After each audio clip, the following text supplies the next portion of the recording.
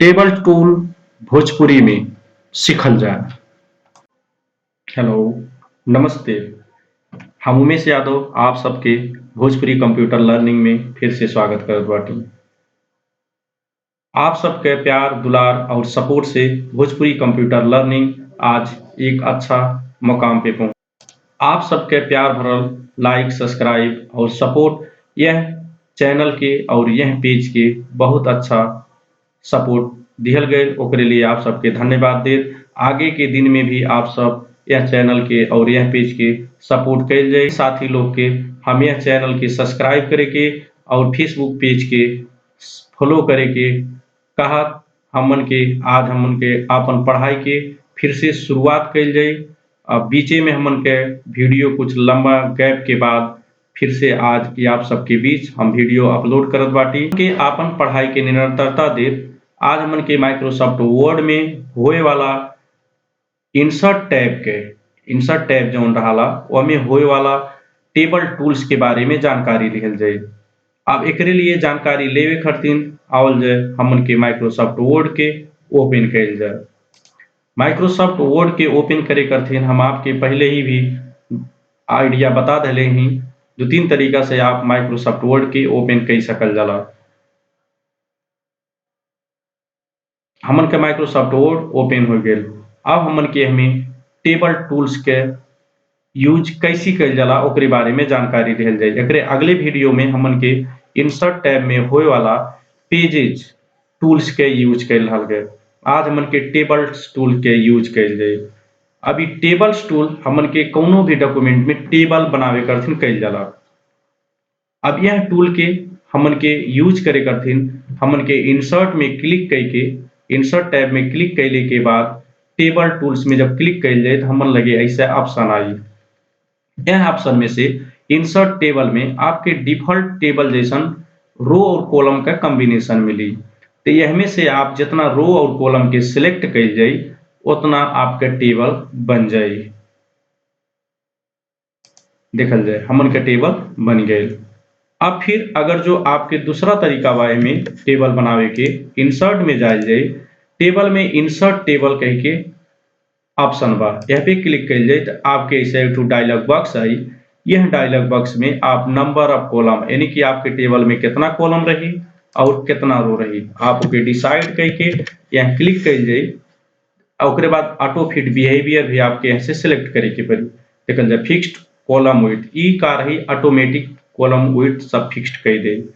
Auto feet content यानी content के अनुसार आपके टेबल फिट रही। ऑटो फिट टू विंडो आपके टेबल विंडो के आधार पे यानी कि जौन हमन के यहाँ लिखे वाला जगह बा ओकरे आधार पे का करी सेलेक्ट एक टेबल बना दे। जैसे ऑटो फिट टू विंडो के जगह पर अगर जो हम क्लिक करके सिलेक्ट करके करत देखल जाए जितना लिखे वाला जगह रहा वह जगह पे आपके टेबल बन गए बा। ई हो गया आपका दूसरा तरीका। अब हमन के देखल जाए टेबल मैनुअली कैसी ड्रा कैल जाए। मैनुअली के मतलब हमन के माउस के सहायता से कैसी ड्रा कैल जाए। जैसे आप कॉपी में अपन कलम से कोनो भी टेबल ड्रा कैल जाला वैसे हमन की माउस के सहायता से भी टेबल ड्रा कैल जाए। देखल जाए आपके कितना बड़ा टेबल चाहिए ओके एक बॉक्स में बनावल जाए। ओकरे बाद में हमें रो और कॉलम के खींचल जाए। जितना आपके कॉलम चाहिए उतना कॉलम बनावल जाए और जितना रो चाहिए उतना आप रो बनावल जाए। आपके कौने हिसाब से चाहिए वह हिसाब से आप लाइन हमें तान सकल जाला। आपके जौने मॉडल से चाहिए जौने किस्म से चाहिए वह मॉडल से आप टेबल बना सकल जाला।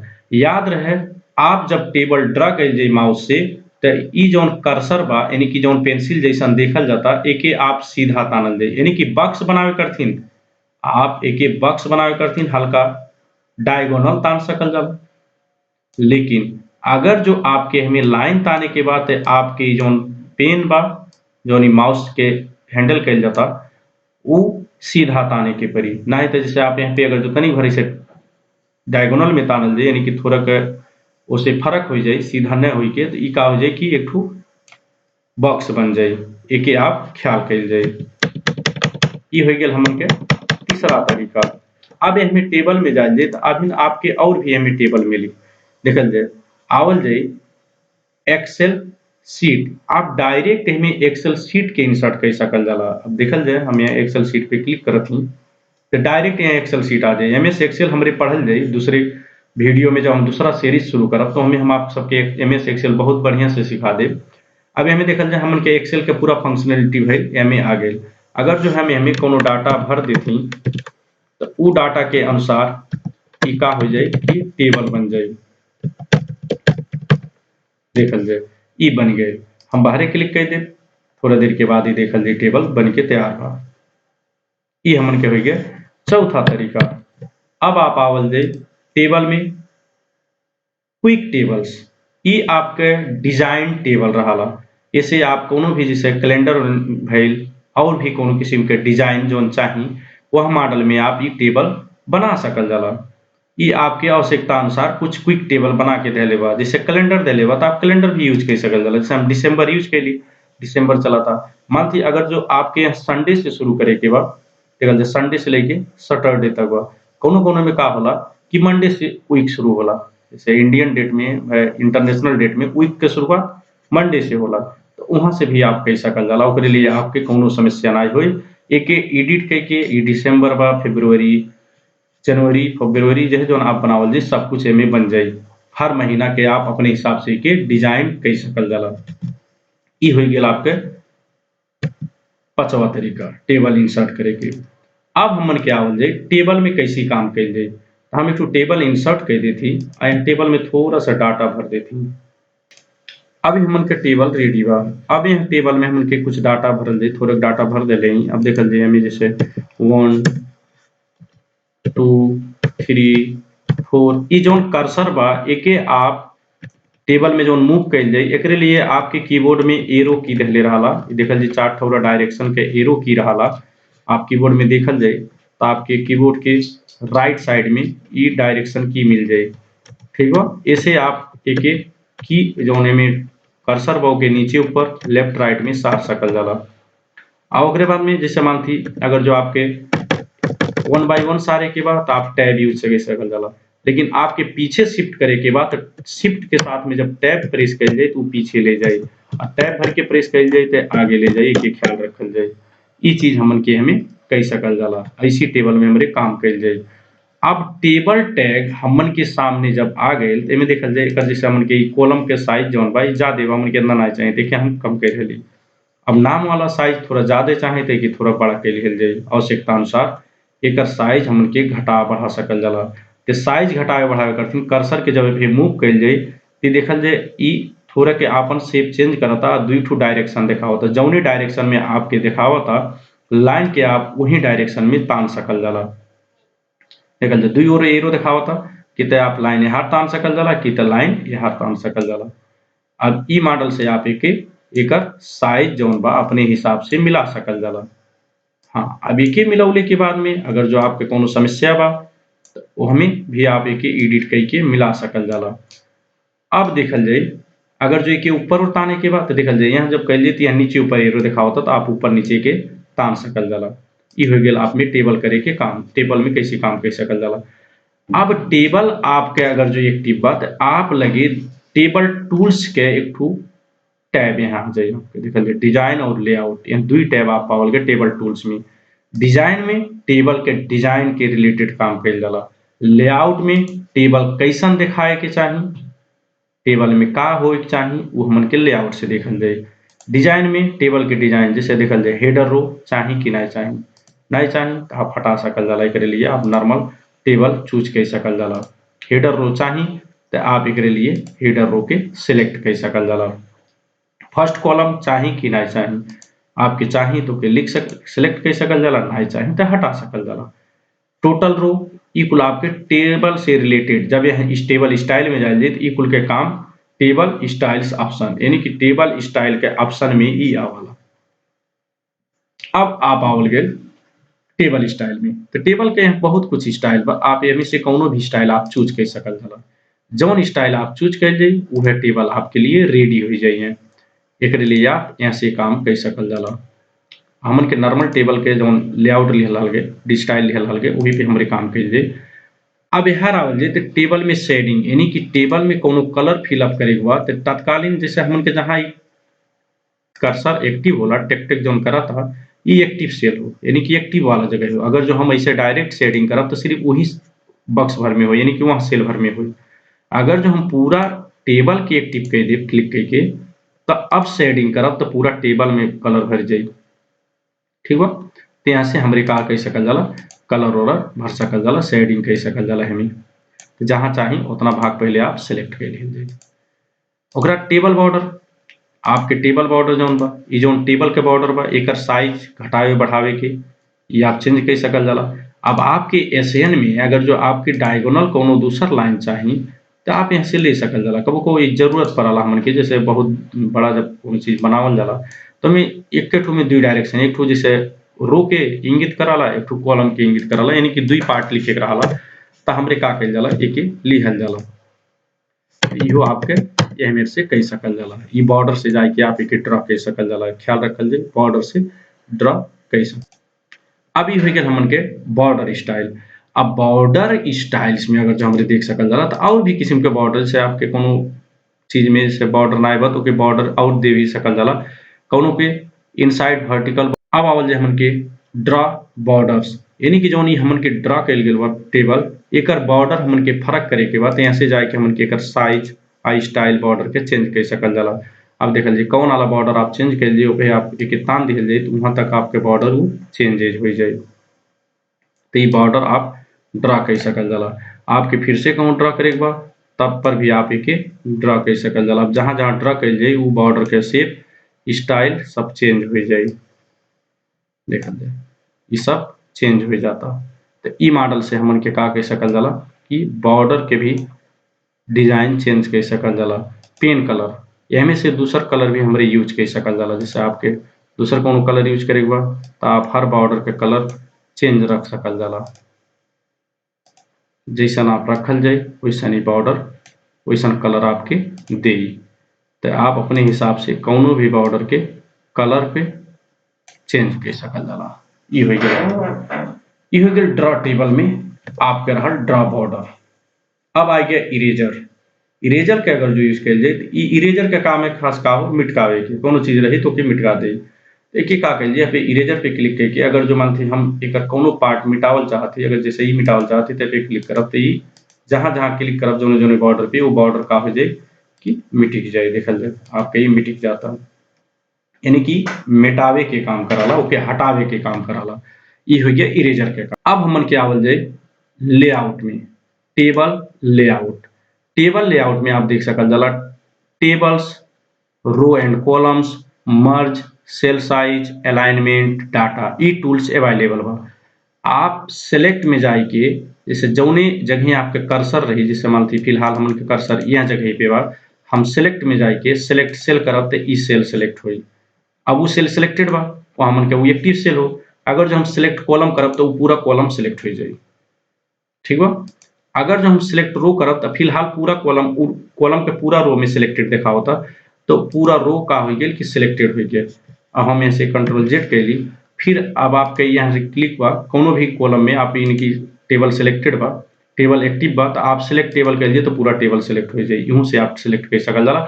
आप देखल जाए सेल सिलेक्ट कर सकल जाला, रो के सिलेक्ट कर सकल जाला, सिंगल कॉलम के कर सकल जाला, होल टेबल के सिलेक्ट कर सकल जाला। व्यू ग्रिड लाइन एक अब अगर जो हमें के टेबल के लेआउट में थोड़ा जाके के चेंज कर दी मैं तो आपके ग्रिड लाइन जोन बा व्यू ग्रिड लाइन देखल जाए आ गए बा।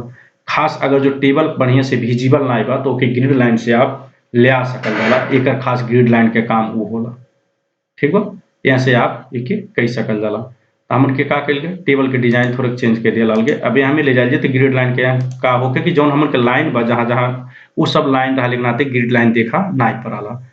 अब आवल जी प्रॉपर्टीज। टेबल प्रॉपर्टीज में टेबल के अलाइनमेंट, टेबल कहाँ रखल जाए वो आप क्या हो जाला टेबल प्रॉपर्टीज में देखल जाए टेबल, रो, कॉलम, सेल और टेक्स्ट। अब हमें आपके कॉलम के टेबल जौन बा ओके आप कहाँ रखल जाए वो आप डिसाइड कर जाए। ये आपके टेबल प्रॉपर्टीज में मिल सकाला। यहाँ से आप रो के भी अपन हाइट हमें एटलीस्ट कितना ओकर रखल जाई, उ सब कुछ हमें आपके आ जाई।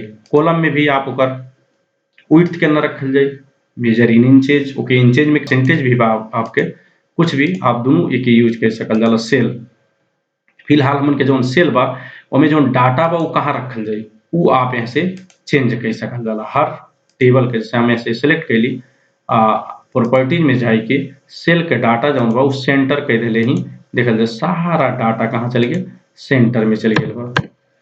देखिए डाटा लेना देखल जाए पूरा डाटा सेंटर में बा। अब ई डाटा जौन बा इहो सेंटर में हो, लेकिन यह नीचे थोड़े इंटरवल लिखना आते हैं मॉडल देखा होता है। ये हो गया आपके प्रॉपर्टीज में। अब आवल जी डिलीट, डिलीट ऑप्शन बहुत इंपॉर्टेंट होला है। ये आपके अगर जो एक सेल के डिलीट कर लीजिए, जैसे नाम में हम थोड़ा रख देते थे राम,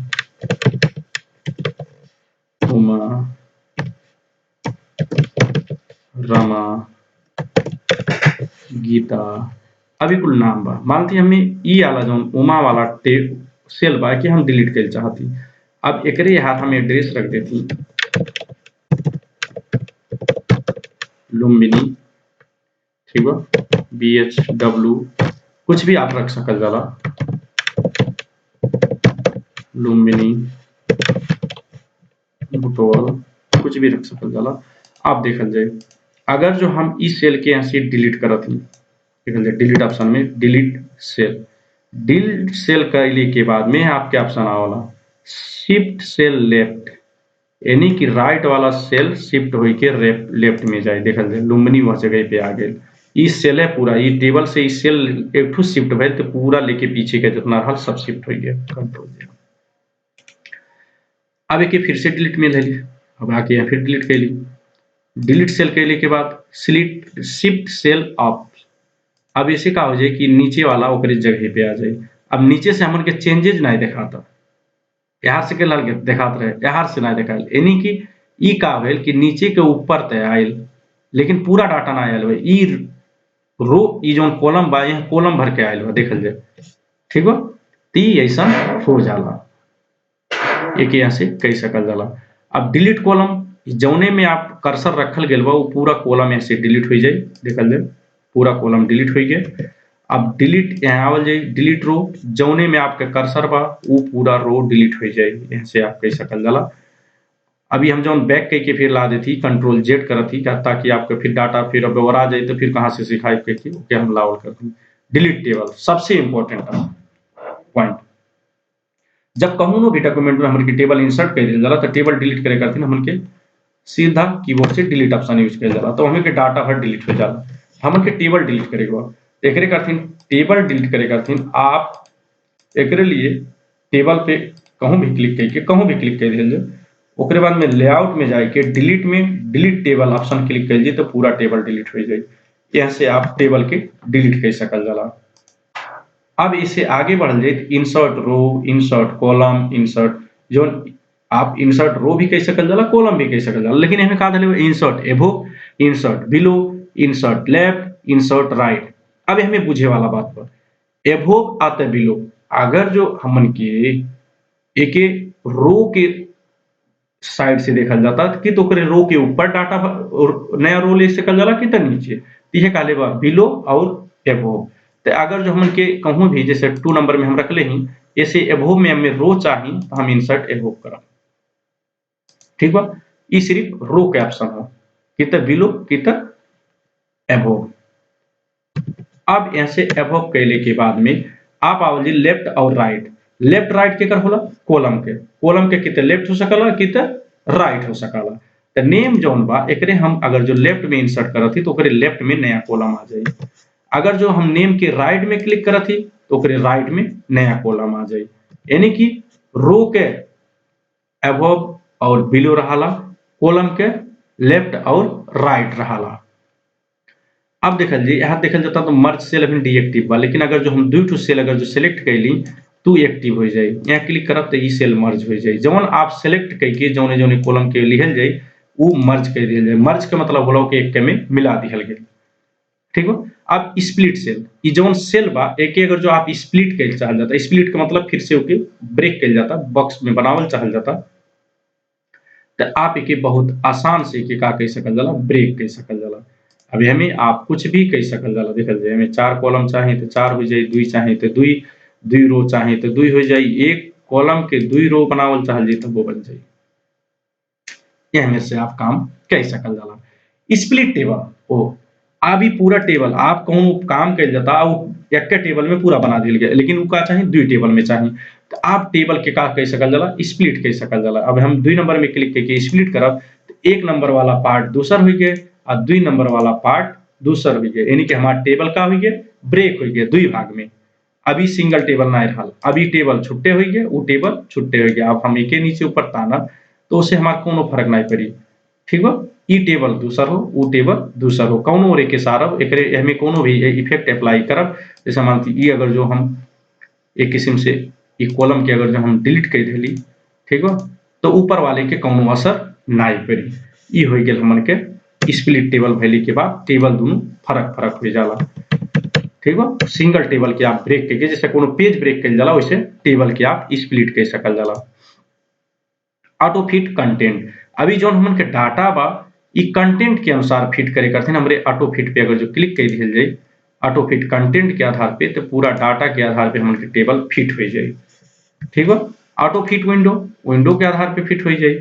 ऑटो फिट अभी फिक्स्ड कॉलम विड्थ यानी कि सब कॉलम के विड्थ जौन बा वो फिक्स्ड रही यानी कि एक जौन आप मिला दिहल जाई वही साइज पे फिक्स्ड हो जाएगा। ई एक ठो एकर फिक्स्ड कॉलम विड्थ में लिखल जाई। अब देखल जाए आपके कॉलम कोनो भी कॉलम सेल के हाइट और विड्थ आपके घटावे बढ़ावे के बाद आप यहाँ से वहाँ रो के हाइट और कॉलम के विड्थ यहाँ से आप बढ़ा सकल जाला। ये देख सकल जाला आपके रो और कॉलम के दोनों के हाइट और विड्थ। अब डिस्ट्रीब्यूटेड रो अब आपके एक ठो रो इतना नीचे बा, एक ठो इतना नीचे बा, ये मॉडल के बा। तो ये आपके का करे के बा ये एकदम इक्वल डिस्ट्रीब्यूट करे के बा। तो डिस्ट्रीब्यूटेड रो पे क्लिक करिए तो पूरा एक साइज में ले जाके मिला दी। ये हो गया डिस्ट्रीब्यूटेड रो। डिस्ट्रीब्यूटेड कॉलम देखल जाए एक कॉलम के साइज बड़ा बा, एक कॉलम के साइज छोट बा। ठीक है हमें का करे के बा सेम साइज में ले जाए के बा। तो डिस्ट्रीब्यूटेड कॉलम में जब क्लिक करब तो पूरा काहे ऊपर वाला भर गइल ऊपर वाला भर सिलेक्ट रहल। हम अगर जो होल टेबल सिलेक्ट कैले होती होल टेबल पे क्लिक करके अगर जो डिस्ट्रीब्यूटेड कॉलम कैले होती तो पूरा कॉलम के साइज सेलेक्ट हो गइल हो। अब देखल काल फिर हमन के चेंज हो गया काहे चेंज हो गया ई चेंज ऐसन ना भेल बा। अब देखल जाए हम एके ई नीचे वाला जौन पार्ट रहल है ई दूसर पार्ट हो। एमे देखल जाए है एक ठो का बा कि फर्क चीज बा एमे। एकरे रहले के नाते ये आपके ये लगाता कि हमन के फर्क भाग में होती हमें देखल जाए अगर जो हमें कॉलम काउंट कर दी तो हमें कॉलम जौन बा 1 2 3 4 5 6 7 7 कॉलम बा और ऊपर वाले में का बा 6 बा फिर ऊपर जाए तो फिर 7 बा। तो वही आधार पे का कैली से एक साइज में पूरा कॉलम के बांट दिले देखल जाए हाई वाला आई नीचे वाला एक बराबर बा जौने में 7 रहल और जौने में 6 रहल तो 6 बा। ये हिसाब से ई आपके कॉलम के डिस्ट्रीब्यूट कर दिले बा। एकरे लिए आप डराइल ना जाए कि एक ठो साइज कम दे दिली से जेना कॉलम बा वही कॉलम के आधार पे वही साइज में जैसे आपके पास जितना साइज बा ओके उतना इक्वल पार्ट में बांट दे।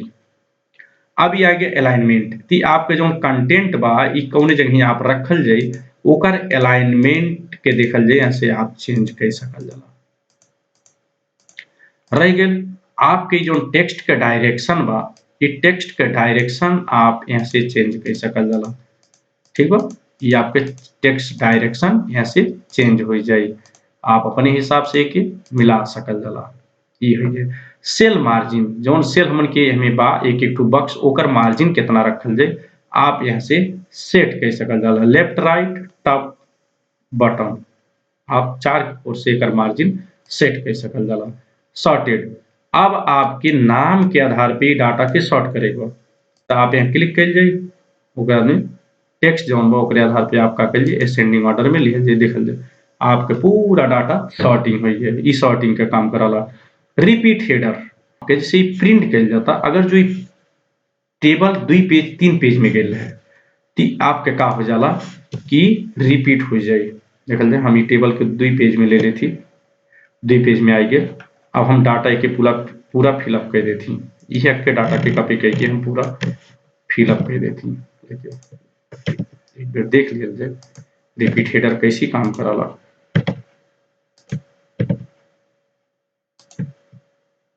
ठीक बा। अब हम रिपीट हेडर के यूज के लिए ठीक बा। रिपीट ई पार्ट जो हमार बा ये रिपीट होई का होई रिपीट होई देखल जाए नीचे आ गए आपके हेडर जौन बा वो रिपीट हो गए। तो ऐसे हमन के का कह सकल जाला कि हेडर हर टेबल में ले जा सकल जाला। प्रिंट करत के आपके हेडर जौन बा वो रिपीट हो जाए। जैसे हम एक सिलेक्ट करके अगर जो रिपीट हेडर पे क्लिक करा तो हमन के का हो जाए कि दोनों पेज में आ जाए। ठीक बा। तो रिपीट हेडर के काम हो गया। हेडर रो पूरा आपके रिपीट हो गया बा। तो ऐसा आप रिपीट कर सकल जाला। Convert table to text, text to table आप दोनों कह सकल जाला। हम आपके टेक्स्ट से अब टेबल बनावे के सिखा देती कि कैसे आप टेक्स्ट देखिए ओके टेबल में कन्वर्ट कर लिए जाए। अब आप ए पे क्लिक कर जाए तो आप का रखल जाए पैराग्राफ में पैराग्राफ मार्क्स रखल जाए कि या जो कंटेंट बा वो हमें का रखल जाए आप कामा रखल जाए कि अदर कुछ रखल जाए कौनो भी चीज रख के आप एके देखल जाए आपके टेबल तैयार का हो गया पैराग्राफ में कन्वर्ट हो यानी कि टेक्स्ट में कन्वर्ट हो गया। फिर एक आप हमें ले जाए करते हैं इंसर्ट में जाके टेबल में जाके कन्वर्ट टेक्स्ट टू टेबल आप कौन ही चीज के लिए जाता ठीक बा। अदर जौन आपके सिंबल है यूज भेल बा आप ओके यूज करके कन्वर्ट कर सकल जाला। फिर वो टेबल में कन्वर्ट कर दिया। अब हमन के फार्मूला कहूँ भी कैलकुलेशन के लिए हमन के टेबल में कुछ कैलकुलेशन जैसे सम हो गए ओकर एवरेज हो गए तो कुल निकाले करथिन हमन के फार्मूला यूज कर सकल जाला। जैसे सम लेफ्ट सम अबव कह के आप एक यूज कर सकल जाला। लेकिन हालांकि फार्मूला के खास यूज हाल के कराला नहीं लेकिन तब पर भी आपके जैसे कोनो बिल उल बनावल गए हमें और वह के डायरेक्ट वहाँ एड करके निकाले के बाद आप ये फार्मूला यूज कर सकल जाला। आज के लिए इतने कहा हमन के टेबल टूल्स के एकदम पूरा भरपूर यूज करके एक बारे में सीखल गए। आप यह वीडियो के शुरू से अंतिम तक देखल जाए कौनो भी राय सलाह सुझाव हुई तो के कमेंट में जरूर बतावल जाए। इतने कहा आज के लिए हम आप सबसे विदा होत बाटी। वीडियो देखने के लिए आप सबके धन्यवाद।